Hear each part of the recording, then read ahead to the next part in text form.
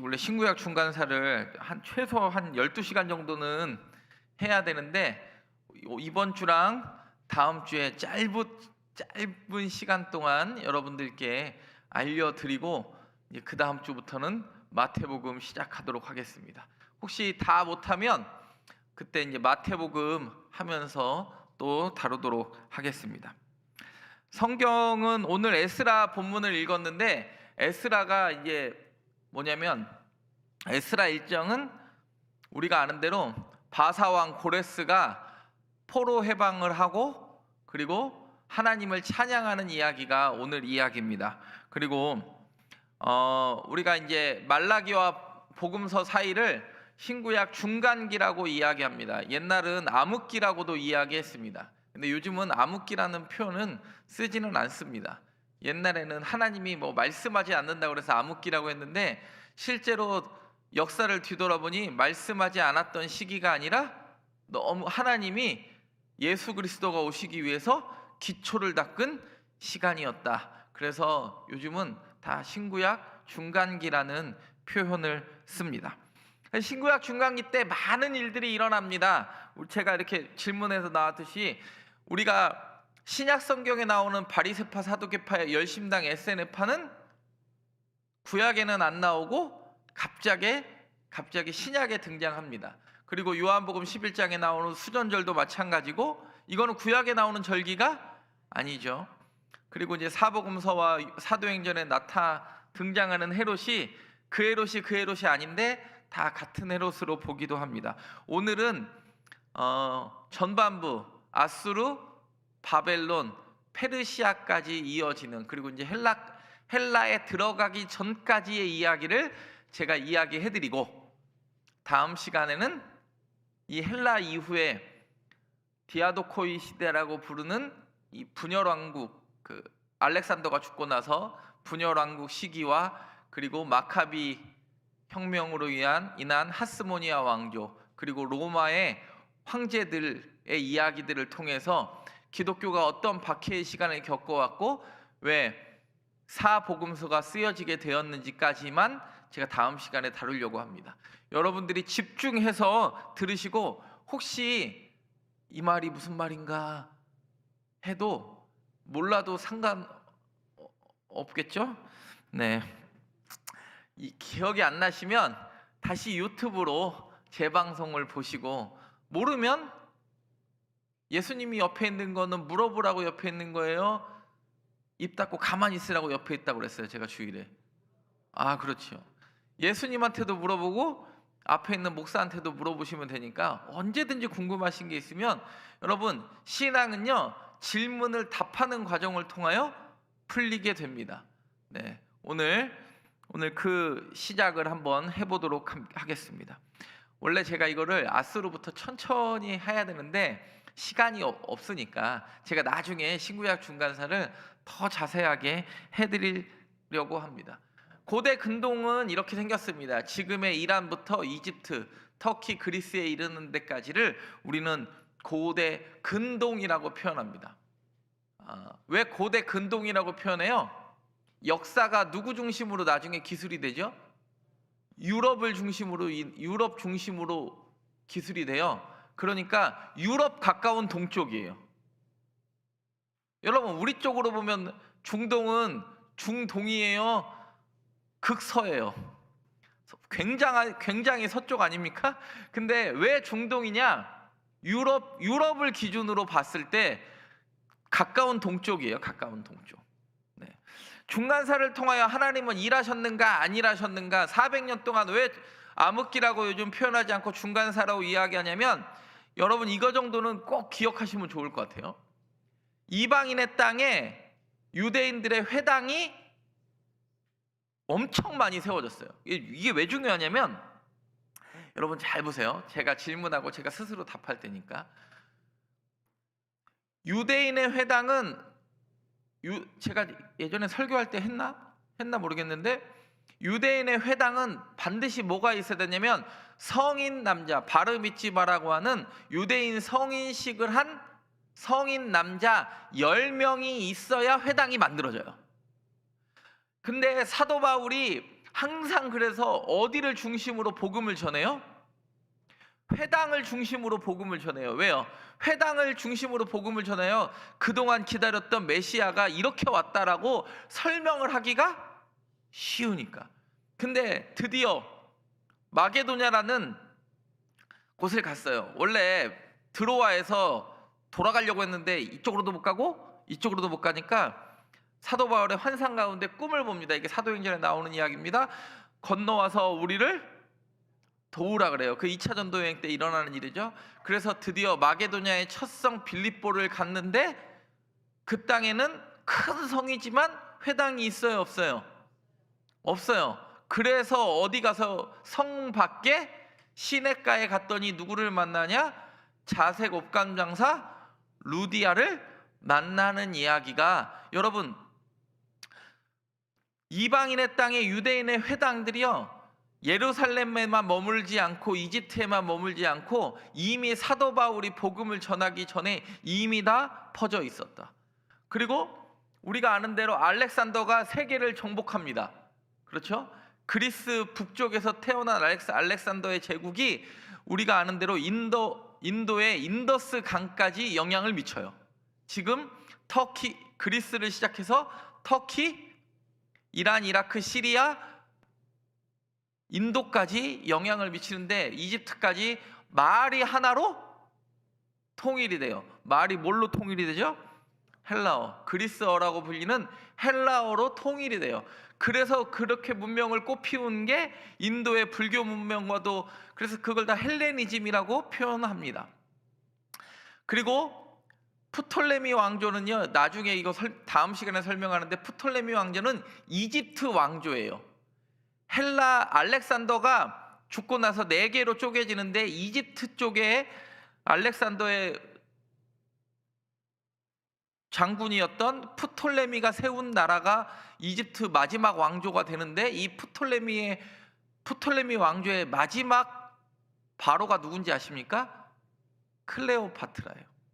우리가 아는 클레오파트라 7세죠. 그래서 프톨레미 왕조에 의해서 구약 성경이, 히브리어는요 그때 당시에 다 헬라어로, 우리 지금으로 말하면 헬라어를, 그리스어를 쓰는데, 히브리어로 된 구약 성경을 읽을 수 있는 사람이 있을까요, 없을까요? 유대인들도 못 읽어. 왜요? 이미 아람어가 있었고 헬라어로 언어가 통일됐기 때문에 옛 히브리어를 유대인들도 종교인들이 아니면 읽지 못하는 상황이었는데, 그게 뭘로 번역되냐면 그때 공용어였던 헬라어로 번역이 됩니다. 이거를 조금 어려운 말로 뭐라고 하냐면 세프아진타라고 하는데, 이거를 70인역이라고 합니다. 여러분 가끔 설교할 때 들어보셨을 수 있는데, 그게 히브리어였던 구약 성경이 드디어 세계로 나올 수 있는 기틀을 얻은 게 뭐냐면 헬라어로 된 성경이에요. 그리고 마지막으로는 우리가 아는 대로 로마 제국이 도로와 법률을, 제도를 정비하고 정말 예루살렘 작은 곳에서의 이 복음이 전 세계로 퍼져갈 하나님이 준비를 하셨다. 그래서 제가 이렇게 보면 이미 고대 디아스포라 유대인들의 회당이 예루살렘만 머물지 않고 지금의 시리아, 터키, 그리스에까지, 그리고 로마에까지 회당이 만들어졌다. 요거까지는 이해가 되셨을 줄 믿고, 그러면 그리스 제국은 우리가 아는 대로 누구의 제국이죠? 누구의 제국이에요? 원래 그리스 여기를 다 통일한 왕이 누구예요? 알렉산더예요. 알렉산더. 그러면 또 제가 질문을 하나 드리면, 여러분 우리가 중요한 사실, 철기 시대, 왕국 시대, 페르시아 시대, 헬라 시대, 마카비 시대 다 이때요. 우리나라는 조선 시대였어요. 그리고 신약 성경이 쓰여질 때 고구려 백제 신라 이제 꽃 피울 때가, 고구려 백제 신라는 아직 꽃 피우지도 못하고 태동기예요.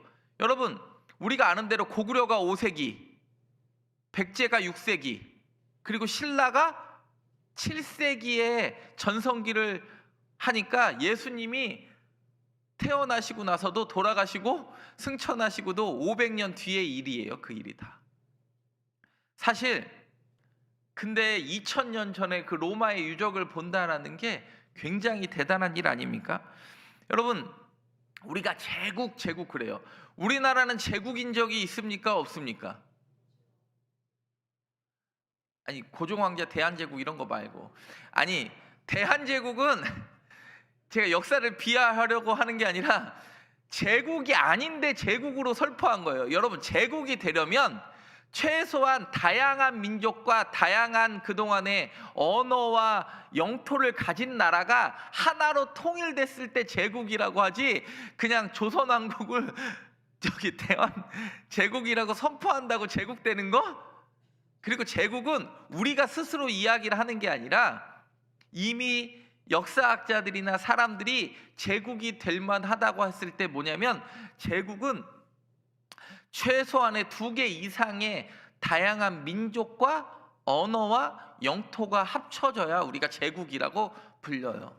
근데 제국은요, 멸망 공식이 있어요. 제국이 발현할 때는 유능한 지도자가 나오지만 멸망할 때는 바꿔 이야기하면 되잖아. 무능한 지도자가 나와요. 그리고 신흥 강국이 등장해요. 아수르가 커지니까 학술의 딱 정점기에 누가 튀어나와요? 바벨론이 튀어나오고, 바벨론이 딱 클만하니까 바사, 페르시아가 나오고, 페르시아가 또 클만하니까 저쪽에서 헬라가 나오고, 헬라가 클만하니까 로마가 나옵니다. 여러분, 그러면 페니키아는 왜 제국이 못 됐을까요? 보세요. 페니키아도 지중해 여러 곳을 먹었죠. 근데 왜 페니키아를 제국이라고 이야기하지 못하는지 아십니까? 페니키아는 제국이 될 만한 곳이 아니라 자기 먹고 살만 하려고 거기 바닷가 쪽에 무역을 위한 거점만 놓다 보니까, 우리가 아는 대로 뭐 카르타고랑 저쪽 그 스페인까지, 그리고 저기 지금의 러시아 흑해까지 점령을 했어도 식민지로만 건설하니까 우리는 페니키아를 엠파이어라고 부르지는 않습니다. 이거는 중요한 것. 페니키아도 보고. 그러면 오늘 첫 번째 제국이라고 불리는 어디를 보냐? 아수르를 보도록 하겠습니다. 유인물 있으면 여기 잠옷실 좀 갖다 주시고, 네, 2장 갖다 주세요. 아수르는 북이스라엘이 어느 나라에 의해서 망해요? 아수르. 남유다는 바벨론에 의해서 망해요. 그러면 북이스라엘을 멸망시킨 아수르는 어떤 나라였는가? 여러분, 지금 우리가 보는 아수르는 다 신아수르, 신바벨론이에요. 옛날에도 그러면 바꿔 이야기하면 고대 바벨론, 고대 아수르가 있었을까요? 없었을까요? 있었겠죠. 요거를 잘 기억하시고, 지금 우리가 성경에 보는 아수르, 바벨론은 세계사로 봤을 때는 다 신아수르, 신바벨론이다. 기억하시고, 자녀들이 성경이 진짜인가 아닌가 볼 때 여러분, 성경이 진짜일 수밖에 없는 게 역사가 사실이기 때문에 그래요. 중요한 사실 하나는 쇠퇴기에서 아닷 이라리 3세가, 이 사람이 열왕기하 13장의 5절에 나오는 구원자로 표현하는데, 제국의 확산 보겠습니다. 아수르 제국의 확산 보면 디글랏빌레셀 3세가 성경에는 뭐라고 표현되어 있다? 아수르 왕 불. 대답 좀 해주세요. 아수르 왕 뭐라고요? 디글랏빌레셀 3세가 아수르 왕 불이에요. 요때 이미 아수르 왕 디글랏빌레셀 3세 때 아수르가요, 강력한 확장 정책을 펼치면서 이 불이 북이스라엘 무나임 때 이미 거의 북이스라엘을 점령하기 직전이었어요. 그리고 우리가 아는 대로 주전 722년에 주전 8세기에 살마네셀 5세, 여기는 동그라미 쳐놔요. 살만에셀은 그냥 성경에는 뭐라고 나와요?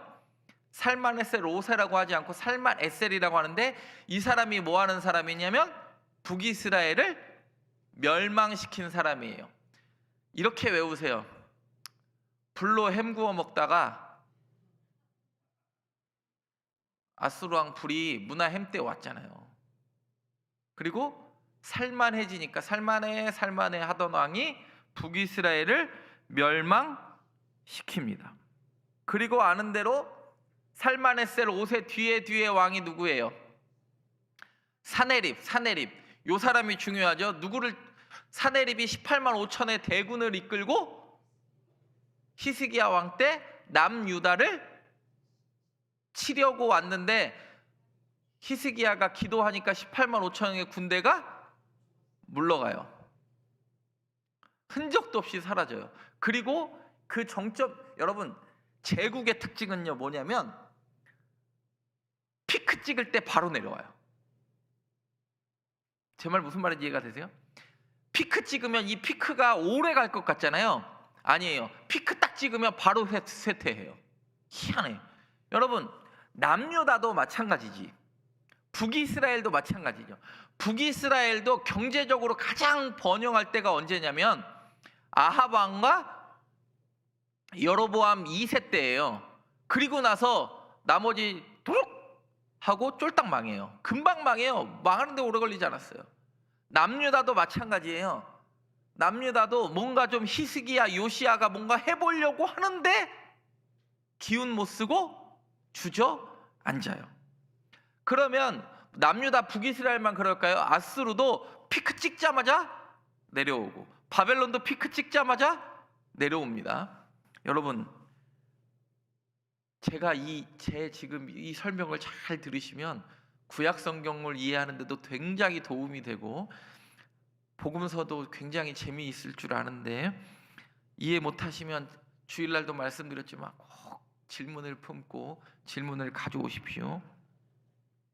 아수르 제국은 여러분 지게 아수르 전체 지도예요. 요 색깔이 변한 건 아수르가 요만해졌다가 확장기 때 이만큼 커졌다라는 표현인데, 아수르는 여러분 잘 보세요. 여기 지도를 보시면 아수르는 여기 이거 보이세요? 여기 빨간색? 여기를 여기가 다 산맥이에요. 산맥. 그러니까 원래 부자 동네는 어디예요? 여기 엘람 수사, 여기 우르가 원래 부자 동네죠. 메소포타미의 하류 쪽에 비옥한 지역은 이쪽 동네예요. 근데 아수르는 민족 자체가 달라요. 아수르는 산족이에요. 산족. 여기가 니느웨가 이쪽에 있어요. 산 쪽에. 그러니까 여러분 잘 보세요. 왜 북이스라엘을 멸망하기가 북이스라엘이 아수르한테 망하면서 왜 북이스라엘의 수도였던 사마리아를 더럽다 하냐면 아수르는 혼혈 이주 정책이 기본 목표예요. 왜요? 자기네들이 산족이라 워낙 자기네들의 사람이 적을까 많을까요? 적으니까 정복을 하면서 피를 다 섞어버리면서 이놈이 저놈이 이놈인지 모르게 하는 게 순혈 정책을 파괴하는 게 아수르 정책이에요. 그래서 북이스라엘은 12지파에서 10지파의 그 정통성의 피가 사라져버린 거예요.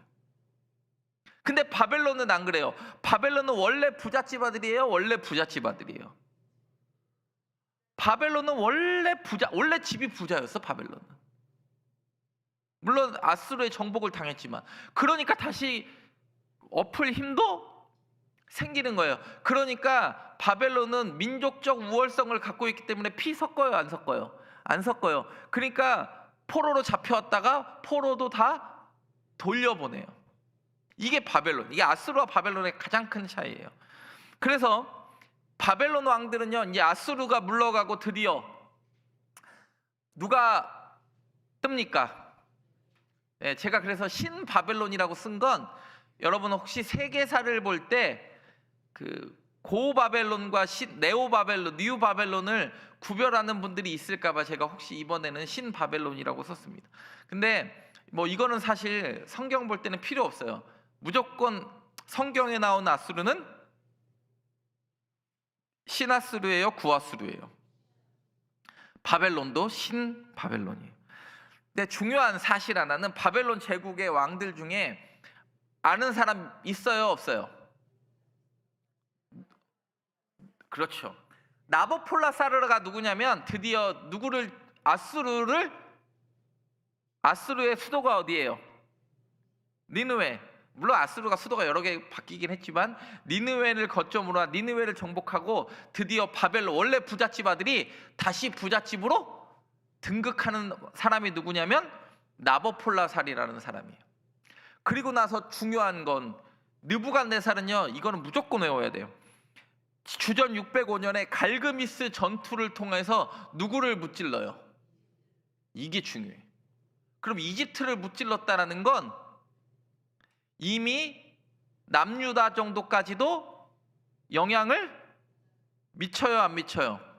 미치고 이 사람이, 이 느부갓네살이 남유다도 주전 586년에 멸망시킵니다. 북이스라엘은 몇 년에 멸망하냐면 722년에 멸망하고 남유다는 586년에 멸망합니다. 그리고 에윌무로당은 누구냐면 느부갓네살의 아들인데 요게 이제 열왕기하에 나오죠. 여호야긴 석방기사. 여러분, 열왕기하가 남유다 망하는 걸로 끝나요? 포로로 잡혔던 여호야긴이 포로에서 석방돼서 에윌무로당 왕의 식탁에 앉는 걸로 끝나요. 왕의 식탁에 앉는 걸로 끝나요. 멸망으로 끝나는 것이 아니라 여전히 회복시키시는 하나님을 기대하게 만드는 게 열왕기하의 목적이에요. 그리고 나머지는 모르셔도 괜찮습니다. 뭐 여러분 지금까지도 몰랐는데 앞으로도 몰라도 상관없지만 성경에 나오는 느부갓네살은 중요하고, 그리고 누가 중요하냐면 나보니두스라고 그래서 요게 누구한테 항복을 하냐면 바사왕 고레스한테 항복을 해서 지금의 이란. 그러니까 지금 보면 아수르는 지금 현대의 지도로 보면 이라크 북쪽에서 발현된 나라고, 현대의 지도로 보면 바벨론은 이라크 남쪽에서 발현된 나라고, 페르시아 바사는 지금의 이란에서 발현된 나라예요. 지금 제 말 이해가 되시죠? 우리는 아수르나 바벨론이나 헬라나 로마나 다 똑같은 나쁜 놈이라고 생각을 하지만 지금 제 말을 이해를 하시면 여러분이 다니엘 7장부터 12장까지의 내용을 이해하실 수 있어요. 남방왕 북방왕의 이야기를 이해하실 수 있어요. 제가 이제 설명을 해드릴게요. 신바벨로니아는 이렇게 부흥을 합니다. 보세요. 아수르는 지금 이라크 어느 쪽에서 부흥했어요? 보세요. 요쪽 니느웨에 있는 쪽에서 아수르는 발현했고, 바벨론은 어느 쪽에서 부흥했어요? 그렇죠. 뭐 메소포타미아 유프라테스와 티그리스 사이 강 하류에서 발현했어요. 바벨론은 원래 부잣집 아들이라고. 예. 고 바벨론의 역사에서도 우르 있죠. 우르. 아브라함. 원래 그게 다 바벨론 땅이에요. 그게 이제 고 바벨론 시기 때인데, 여러분 우르는 원래 부잣집이었어요. 그러니까 고 바벨론 그 지역, 지금의 이라크 남쪽은 원래 부자 동네였다. 이것만 알아도요 창세기가 이해가 쉽습니다. 바벨론이 있을 때 여러분 성경에는 잘 안 나오지만 다니엘 때요, 보세요. 다니엘은요 진짜 대단한 사람이야. 바벨론 때도 고위 대신을 하고 바사 때도 대신을 했어요. 근데 이게 단순히 정권이 바뀌는, 왕조가 바뀌는 수준이 아니에요. 나라가 바뀌는 거예요. 그래서 이걸 잘 보시면 원래 여러분 이거 잘 보세요. 다음 시간에도 또 나오는데 터키는 리디아 왕국이 이게 금 때문에 발전해요. 금. 그리고 바벨론이 누구까지 먹냐면 우리가 아는 대로 이집트까지 먹어요. 그래서 이집트의 두 왕조가 바벨론 왕조예요. 이집트에 32왕조가 있는데 두 개의 왕조가 바벨론 출신의 바로들이 통치하는 두 번의 왕조가 있었어요. 왕이 아니라, 여러분, 조선은 몇 왕조예요? 아니, 조선은 몇 개의 왕조냐고. 여러분, 그러면 이거 질문해봐요. 남유다는 몇 왕조예요?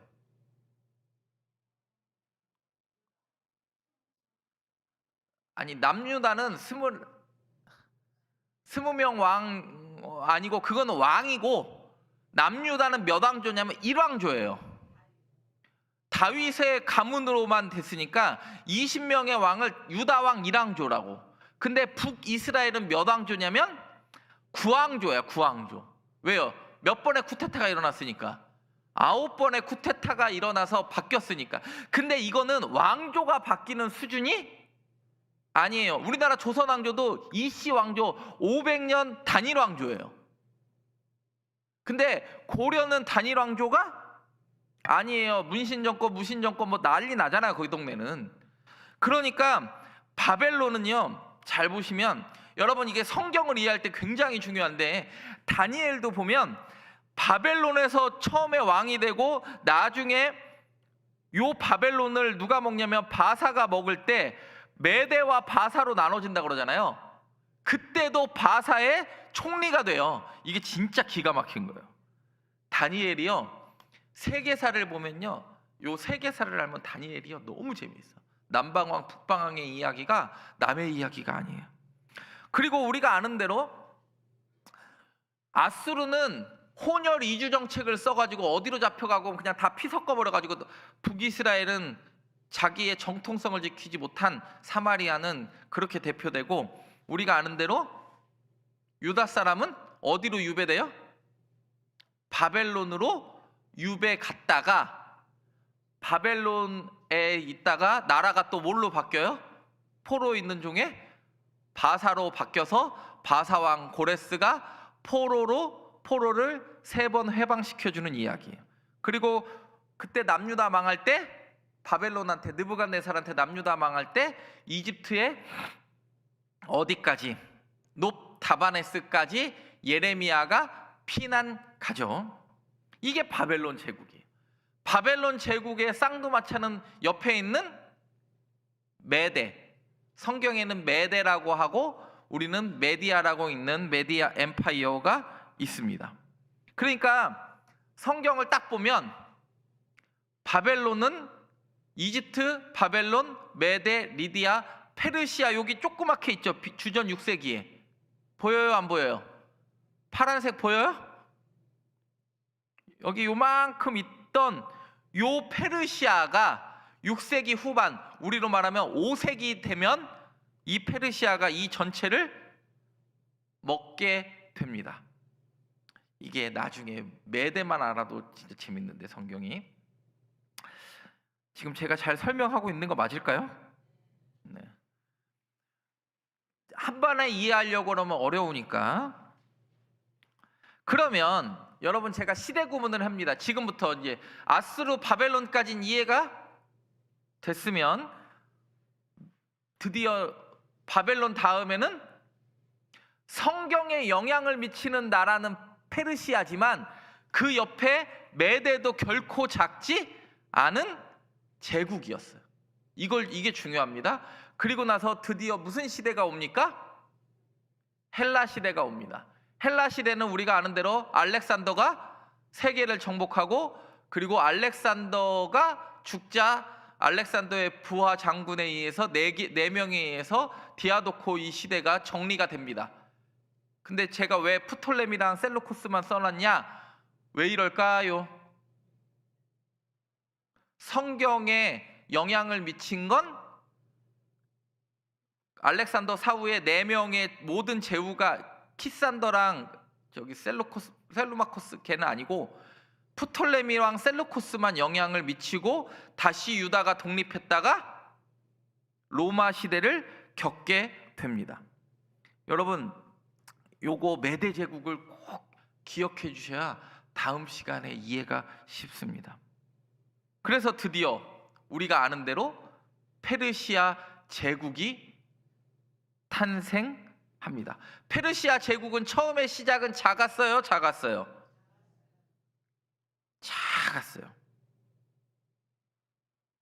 근데 우리가 아는 대로 뭐까지 영향을 미치냐면 고레스 대왕 때 바벨론과 어디까지 먹냐면 이집트와 지금의 터키까지 먹는 사람이 누구냐면 우리가 아는 키루스, 고레스 대왕입니다.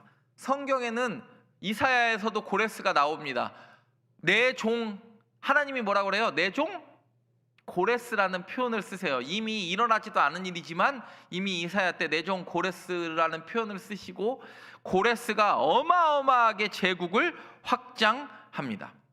그러면 페르시아까지는 이해가 되셨는데 중요한 사실 하나를 제가 말씀드리겠습니다. 페르시아 때 여러분, 페르시아 왕들 중에 기억나는 사람 고레스 말고 또 누구 있어요? 성경에 나오는 사람만 대봐요. 성경에 페르시아 왕들 중에 고레스 나와요. 아하수에로 나와요. 맞아요. 그 다음에 아닥 사스다가 나와요. 요 정도만 알아도 굉장히 대단한 건데 중요한 사실 하나. 여러분, 고레스하고 우리가 아는 성경에 다리오 있죠? 다리오.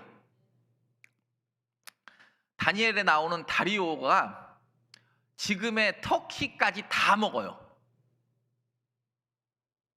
근데 터키까지 다 먹었는데 누가 계속 깐족깐족 되는 것 같아요. 여러분 보세요. 터키까지 지금 여기까지 누가 다 먹었냐면 지금 제가 오른손이 이게 다리오가 여기까지 다 먹었어요. 근데 다리오가 세계 정복을 꿈꾸면서 일으키는 전쟁이 뭐냐면 페르시아 전쟁이에요. 1, 2, 3차 페르시아 전쟁인데 요때 다리오랑 그의 아들 아하수에로가 일으키는 전쟁이 뭐냐면 페르시아 전쟁이에요. 근데 우리가 아는 대로 그리스의 도시국가 연합한테 집니다. 요때 나오는 전쟁의 이름이 뭐냐면 마라톤 전투도 이때 나오고 페르모필레 전투도 이때 나오고 세계 3대 해전이라고 부르는 살라미 해전도 요때 나와요. 누구랑 싸울 때? 페르시아와 바사와 헬라, 그리스 도시국가들이랑 싸울 때. 그러면 요때 우리가 아는 대로 요때 이제 마라톤 전투 나오고 막 42.195 뛰어갔다고 뭐 이런 거 나오고 세계 3대 전투였던 살라미 해전, 제가 여기 살라미도 가보고 다 여기는 제가 다 가본 곳이에요. 근데 중요한 거는 딱 보면 도무지 이길 수 없었는데 말도 안 되게 이겨요.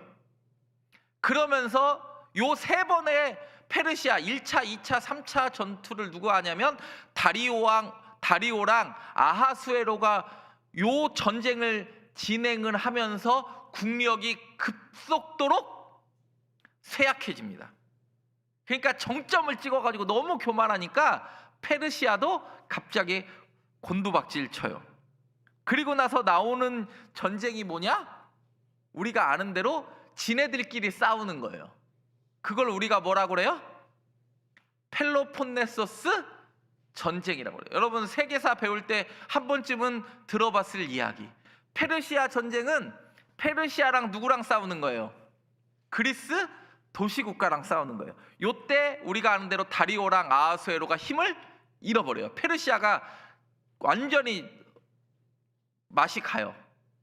그리고 나서 무슨 일이 발생하냐면 펠로폰네소스 전쟁은 우리가 아는 대로 아테네 동맹과 스파르타 동맹이 연합해가지고, 왜요?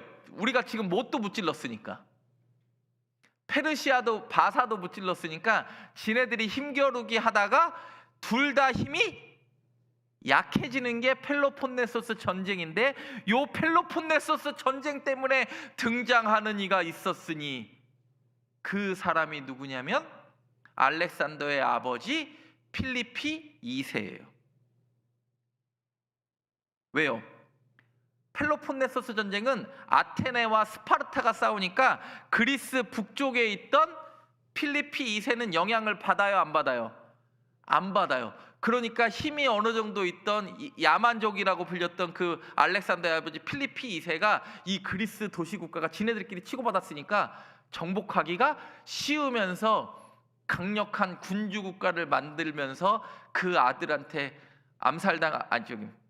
갑자기 필리피 2세가 죽자 그 아들 알렉산더가 말도 안 되는 나이에 왕권을 물려받아서 세계 정복을 하는 게 우리 세계사예요.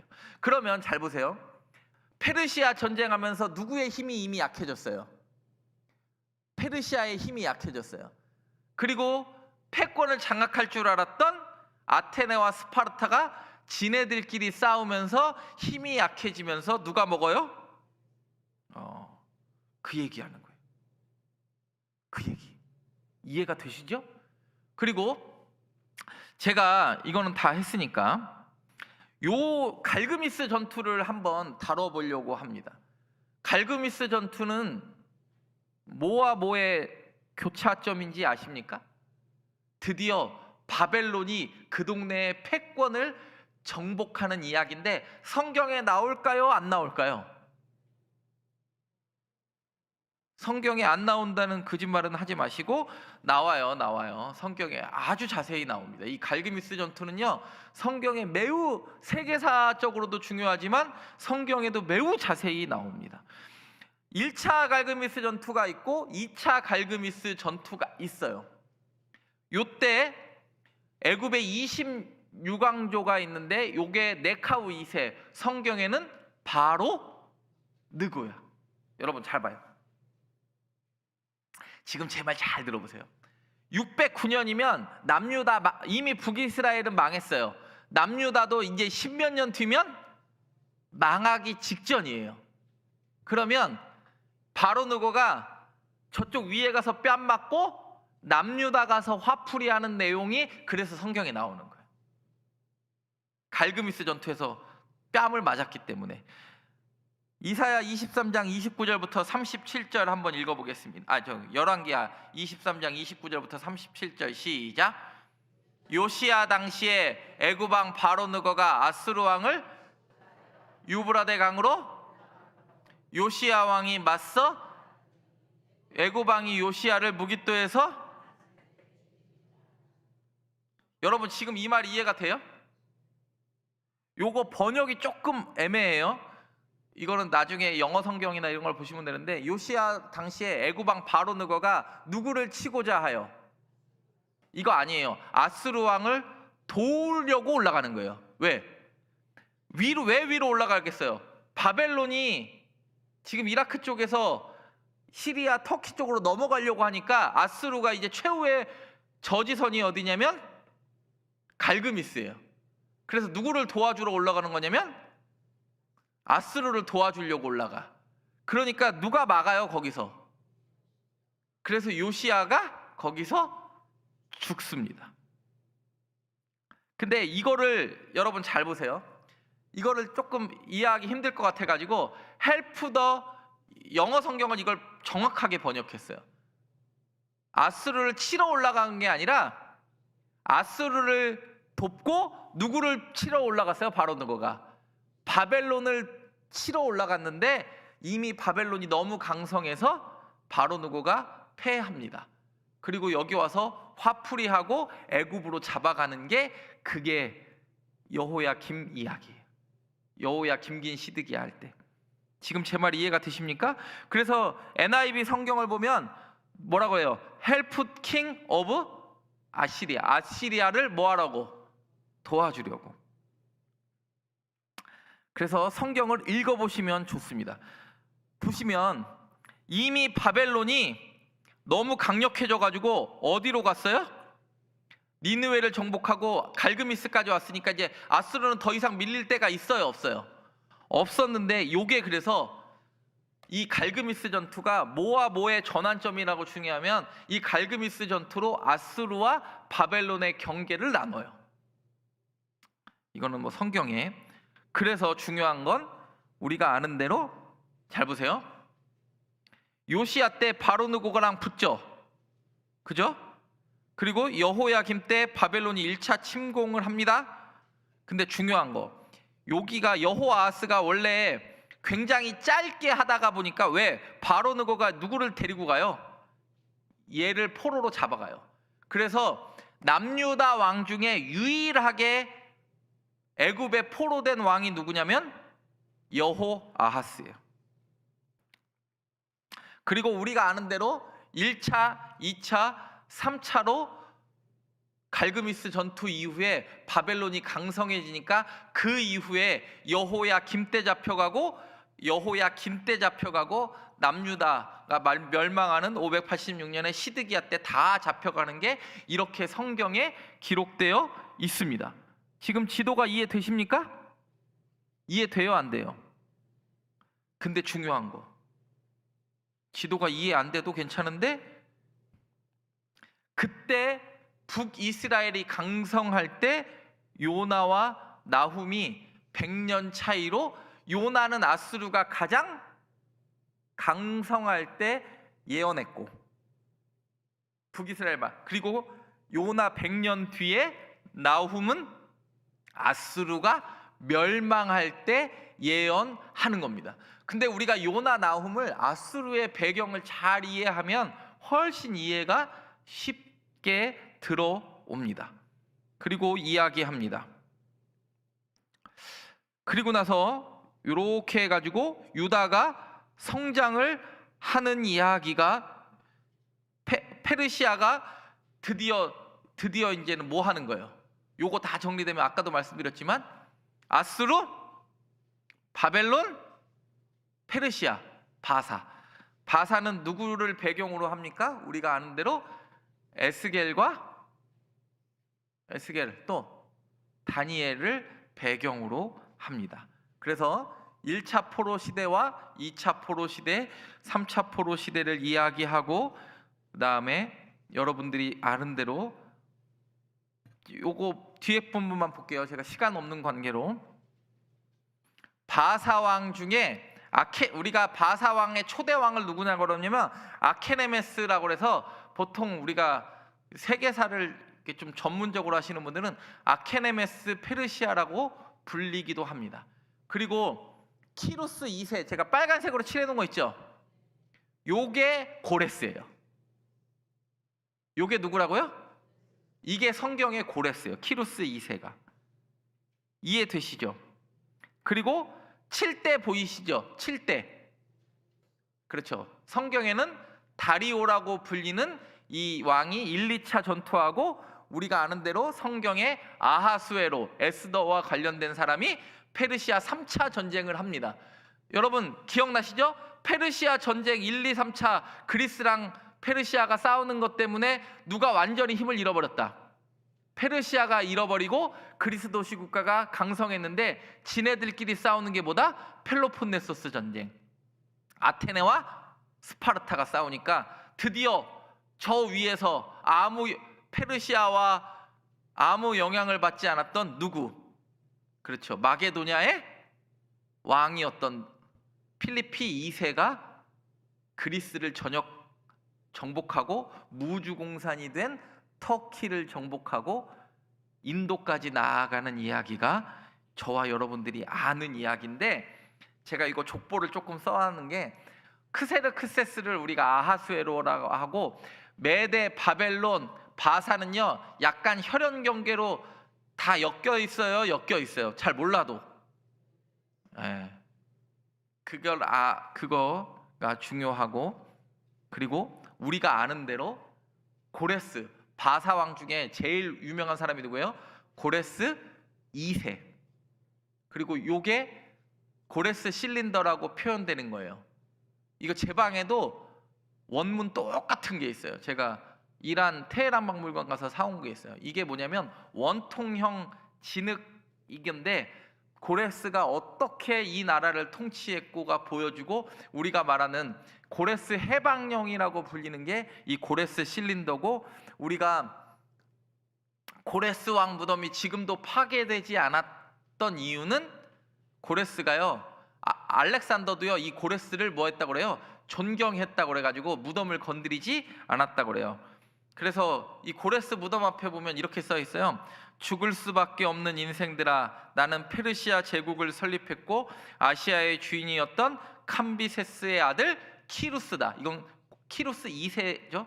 나와 나의 무덤에 원한을 품지 말지어다. 그래서 알렉산더가 고레스의 모든 왕궁을 다 페르세폴리스까지 다 불태워 없애는데 고레스의 무덤은 없애지 않아가지고 제가 3년 전에 이란 갔다 왔잖아요. 이게 파산가대예요. 여러분, 이 고레스가 어느 정도로 대국의 풍모를 가졌냐면 왕궁을 도는데요 차로 30분 걸려요. 왕궁 터를 도는데. 그냥 수십만 평 이런 규모가 아니에요. 평지가 정말 수백만 평이 펼쳐져 있는데 그 가운데 한가운데 이게 있는 거예요. 이게 파산가르데의 고레스 왕의 무덤이에요. 그리고 나서 뭐 합니까? 드디어 바사 왕 때 유대인들이 뭐 해요? 첫 번째, 두 번째, 세 번째 돌아오는데 첫 번째는 누구 때 돌아와요? 첫 번째 누구 때 돌아와? 첫 번째 지도자가 누구예요? 세 명이 달리기를 합니다. 여러 번 이야기하지 않겠습니다. 몇 명이 달리기를 한다고요? 세 명이 달리기를 합니다. 느헤미야와 에스라와 스룹바벨이 달리기를 합니다. 누가 1등 했을까요? 스룹바벨이 1등 합니다. 세 명이 달리기를 하면 느헤미야, 에스라, 스룹바벨이 달리기를 해요. 스룹바벨이 1등이에요. 스룹바 신고 1등이에요. 실제로 그때 지도자가 누구예요? 스룹바벨과 대제사장 여호수아와 그 다음에 학개 스가랴가 1차 귀환 때의 지도자들이었어요. 두 번째는 누가 와요? 두 번째는 누가 2등을 해요? 달리기 하는데. 그러니까 바벨론에서 막 예루살렘으로 뛰어와야 될 거 아니에요. 스룹바 신고 1등으로 뛰어왔어. 누가? 스룹바벨이. 스레빠 신고. 2등은 누가 왔을까요? 에스라. 애써가지고 2등이에요. 요때 에스라는 뭐 하냐면 스룹바 신고 와서 한 사람은 성전을 짓고, 애써서 2등한 사람은요 성결 개혁을 해요. 피 섞인 놈 잡아내고 예배를 드리려고 노력해요. 그리고 3등은 누가 해요? 늘 헤매다가 길 못 찾은 애 한 명 있잖아. 그래서 3등으로 들어와 가지고 느헤미야가 성벽을 짓습니다. 52일 만에. 그게 페르시아의 이야기예요. 요 기본적 베이스를 가지고 다음 시간에 헬라의 제국과 헬라의 제국에 나눠지는 게 왜 성경에 중요하고 왜 메시아 고대사, 여러분 메시아 고대 사상은 신구약 중간기 때 높아졌을까요? 구약 성경에서 높아졌어요. 정답을 알려드렸잖아. 신구약 중간기 때 메시아를 기다리는 대망 사상이 높아져요. 이게 왜 그러냐면 헬라 문화 때문에 그래. 요거를 다음 시간에 하고 하면 마태복음의 이해가 쉬워질 줄 믿습니다. 오늘 에스라 1장 1절부터 3절에 고레스 이야기를 읽었는데 고레스만 잘 알아도 여러분 에스라, 다니엘 이쪽 느헤미야 이야기가 훨씬 부드럽게 들립니다. 제가 설명을 잘 못했어도 제가 오늘 팔이 아파가지고 저기 설교를 할까 말까 하다가 여기 나왔어요. 월요일 날 월삭 새벽기도 끝나고 저희 집 앞에서 집 그 베란다 저기 타일 밟고 제가 미끄러졌어요. 저는 한 번도 제가 어르신들 욕실에서 미끄러진 거를 이해를 못했거든요. 하나님이 너 이해 못하는구나 그러면서 한 방 해가지고 이게 팔이 완전히 꺾여가지고 팔이 빠졌다가 그래도 수술 직전까지 갔는데 그래도 이렇게 다행히 수술하지 않고 일단 끼어는 맞췄는데 이게 지금 계속 너무 욱신욱신 쑤시고 제가 이게 그 마우스를 이게 손이 안 내밀어져 지금. 그래서 이거 오늘 편집하는데 굉장히 힘들었습니다. 그래도 끝까지 하나님이 이것도 사순절에 이렇게 열심히 하려는 저의 또 마음을 아시고 그래도 더 열심히 하려고 하니까 조금만 기다리세요. 교재가 200페이지가 넘었으니까 조금만 기다리세요. 세상에 없는 마태복음의 교재를 여러분들이 곧 보게 되실 거니까 조금만 기다리시면 하나님은 은혜 주실 줄 믿습니다. 기도하겠습니다. 하나님 감사합니다.